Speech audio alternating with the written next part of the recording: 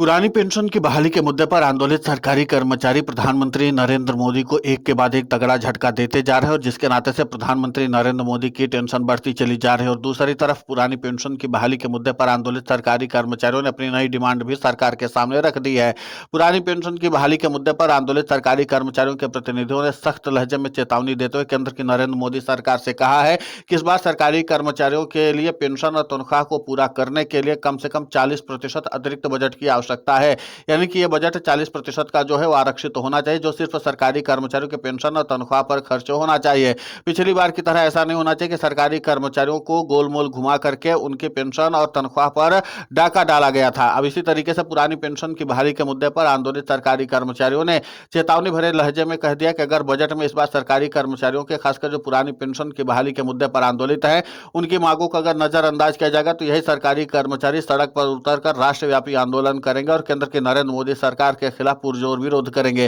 तो जाहिर सी बात है कि सरकारी कर्मचारियों ने अपनी डिमांड को जैसे ही सामने रखा है वैसे केंद्र की नरेंद्र मोदी सरकार में हड़कंप मच गया है। दूसरी सबसे अहम बात है कि पुरानी पेंशन की बहाली के मुद्दे पर आंदोलित सरकारी कर्मचारियों ने सबसे पहले इसी बात का ऐलान कर दिया था कि उनको एनपीएस और यूपीएस में किए गए सुधार की कोई आवश्यकता नहीं है और सरकारी कर्मचारी से सुधार के पक्ष में भी नहीं है। और इसी के साथ अब नीति आयोग की बड़ी बैठक भी होने वाली जिसमें वित्त सचिव भी मौजूद रहेंगे। इसी के साथ कैबिनेट सचिव, पीएफआरडीए के चीफ और खुद नीति आयोग के अध्यक्ष के अलावा और आला दर्जे के अधिकारी मौजूद होंगे जो इस बात की जानकारी इकट्ठा करेंगे कि आखिर किस तरीके से पुरानी पेंशन की बहाली के मुद्दे पर आंदोलित सरकारी कर्मचारियों की सभी डिमांडों को पूरा किया जा सके। क्योंकि जाहिर सी बात है कि केंद्र की नरेंद्र मोदी सरकार की प्राथमिकता यह है कि पुरानी पेंशन की बहाली के लिए कम से कम सरकारी कर्मचारियों को इस तर्ज पर मनाया जा सके कि हमने बीच का रास्ता निकाल लिया और पुरानी पेंशन की बहाली के सभी लाभ हम सरकारी कर्मचारियों को इस नई पेंशन व्यवस्था के साथ दे सकते हैं। लेकिन केंद्र की नरेंद्र मोदी सरकार के पास तब तक कोई रोड मैप तैयार नहीं हो सकता जब तक पुरानी पेंशन की बहाली के मुद्दे पर आंदोलित सरकारी कर्मचारियों के सभी मांगों को प्रमुखता के आधार पर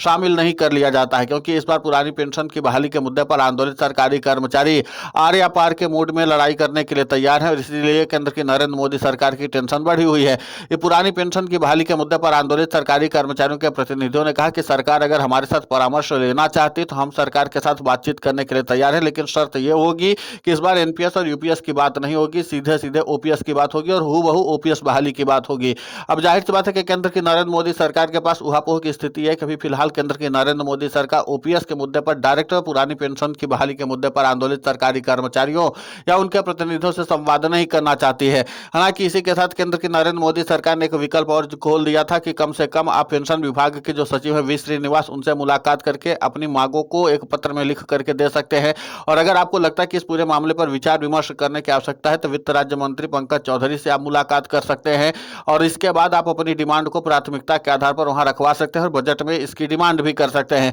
पुरानी पेंशन की बहाली के मुद्दे पर आंदोलित सरकारी कर्मचारियों के प्रतिनिधि जल्द ही वित्त राज्य मंत्री पंकज चौधरी और पेंशन विभाग के सचिव वी श्रीनिवास से मुलाकात करके बजट को लेकर के अपनी डिमांड को तो रखेंगे ही, लेकिन उसके पहले ही उन्होंने पत्र लिख करके केंद्र की नरेंद्र मोदी सरकार में साफ तौर पर प्रधानमंत्री नरेंद्र मोदी और वित्त मंत्री निर्मला सीतारमण को भेज दिया है। कुछ कर्मचारी संगठनों की ओर से इस बात का दावा किया गया है कि हम लोगों ने लिखित पत्र पेंशन विभाग के सचिव वी श्रीनिवास को भी भेजा है ताकि इस बारे में कोई ये ना कह सके कि सरकारी कर्मचारियों ने अपनी डिमांड के बारे में पहले से नहीं बताया था। तो आधिकारिक तौर पर सरकारी कर्मचारियों के जो प्रतिनिधि हैं पुरानी पेंशन की जो बहाली के मुद्दे पर आंदोलित सरकारी कर्मचारियों की मांगों को लेकर के मुखर हैं, उन्होंने अपनी डिमांड को बता दिया और 40% अतिरिक्त बजट की मांग की है। अब देखना यह महत्वपूर्ण होगा कि जिस तरीके से केंद्र की नरेंद्र मोदी सरकार सरकारी कर्मचारियों की जरूरी चीजों पर ही कटौती करने में जुटी हुई है और इसी के साथ सरकारी कर्मचारी अपने पेंशन से लेकर के तनख्वाह और मेडिकल की तमाम क्लेम जो हैं उन तमाम विषयों को लेकर के पहले से ही उग्र रूप से आंदोलित हैं और उन सब चीजों को ध्यान में रखते हुए अब एक बार फिर से केंद्र की नरेंद्र मोदी सरकार के पास चुनौती ये होगी कि क्या अब पुरानी पेंशन की बहाली के मुद्दे पर आंदोलित सरकारी कर्मचारियों की मांगों को पूरा करने के लिए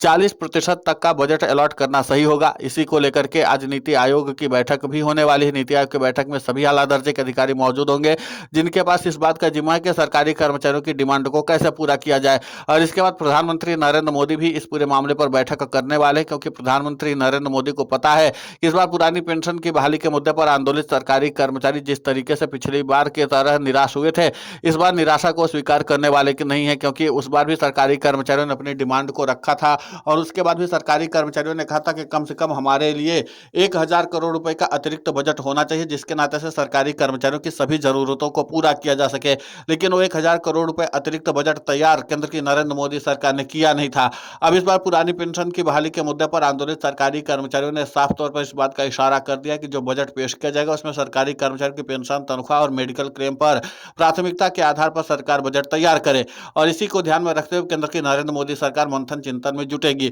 सबसे अहम बात है कि पुरानी पेंशन की बहाली के मुद्दे पर आंदोलित सरकारी कर्मचारी हूबहू ओपीएस की बहाली पर अड़ गए हैं और उन्होंने कहा कि हम लोग अब किसी भी तरह की के वैकल्पिक पेंशन व्यवस्था के साथ जुड़ने में इच्छुक नहीं है। उन्होंने कहा कि पहले केंद्र की नरेंद्र मोदी सरकार की तरफ से एनपीएस की काफी ज्यादा सिफारिशें की गई और कई बदलाव भी किए गए, लेकिन उसके बावजूद भी सरकारी कर्मचारियों का हित साधा नहीं जा सका। अब पुरानी पेंशन की बहाली के मुद्दे पर आंदोलित सरकारी कर्मचारी ये चाहते हैं कि सीधे तौर पर वैकल्पिक पेंशन व्यवस्थाओं पर धन खर्च करने से अच्छा है कि सीधे सीधे ओपीएस की बहाली कर दी जाए और सरकारी कर्मचारियों से जो सहयोग की अपेक्षा सरकार करती है, सरकारी कर्मचारी इस ओपीएस की बहाली में सहयोग करने के लिए भी तैयार हैं। लेकिन इसके बावजूद भी सरकारी कर्मचारियों की जरूरतों को प्राथमिकता के आधार पर रखा जाए। टैक्स के प्रावधानों को लेकर के सरकारी कर्मचारियों ने कहा कि अगर हम लोगों के आंदोलन को बंद करवाना चाहती केंद्र की नरेंद्र मोदी सरकार, तो टैक्स वाले प्रावधान सभी के सभी हूबहू लागू किए जाए, न कि सरकार अपने सहूलियत के हिसाब से टैक्स के प्रावधानों को ले और उसके नाते से सरकारी कर्मचारियों की मुख्य जरूरतों को नजरअंदाज किया जाए। तब कुल मिलाकर के पुरानी पेंशन की बहाली के मुद्दे पर आंदोलित सरकारी कर्मचारियों ने अपने लक्ष्य को बता दिया, अपनी डिमांड को बता दिया और इसी के नाते से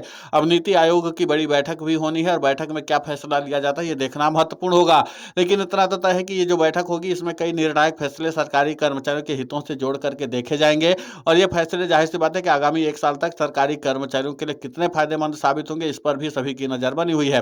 पुरानी पेंशन की बहाली के मुद्दे पर आंदोलित सरकारी कर्मचारियों के प्रतिनिधियों ने कहा कि केंद्र की नरेंद्र मोदी सरकार अब सरकारी कर्मचारियों के साथ आंख मिचौली खेलना बंद कर दे और सरकारी कर्मचारियों की बुनियादी जरूरतों को पूरा करने पर ध्यान केंद्रित करे। सरकारी कर्मचारी लंबे समय से एक अतिरिक्त बजट की मांग कर रहे थे, लेकिन वो अतिरिक्त बजट जो है वो अभी तक केंद्र की नरेंद्र मोदी सरकार ने तैयार नहीं किया है और हर साल सरकारी कर्मचारियों के लिए आर्थिक चुनौती बढ़ती चली जा रही है, जिसके नाते से सरकारी कर्मचारी अपनी जरूरतों को पूरा नहीं कर पा रहे हैं। इसलिए इस बार नीति आयोग की बैठक में काफी ज्यादा गंभीर मंत्रणा होने की उम्मीद की जा रही है और इसी के साथ पुरानी पेंशन की बहाली के मुद्दे पर आंदोलित सरकारी कर्मचारियों ने अपने आंदोलन को और भी ज्यादा तटस्थ करने का फैसला कर लिया। अब देखना यह होगा कि पीएफआरडी के चीफ एनपीएस की जरूरतों के साथ यूनिफाइड पेंशन स्कीम की जरूरतों पर क्या कुछ जानकारी नीति आयोग के अध्यक्ष को देते हैं और साथ ही पेंशन विभाग के सचिव को देते हैं, क्योंकि जाहिर सी बात है कि अब सरकारी कर्मचारी भी इस सरकार से काफी ज्यादा उम्मीद लगा करके बैठे हैं और इस बार सरकारी कर्मचारियों ने साफ तौर पर इस बात की चेतावनी दे दी है कि अगर बजट में सरकारी कर्मचारियों की मांगों को नजरअंदाज किया गया तो सड़क पर संघर्ष करने के लिए सरकारी कर्मचारी तैयार है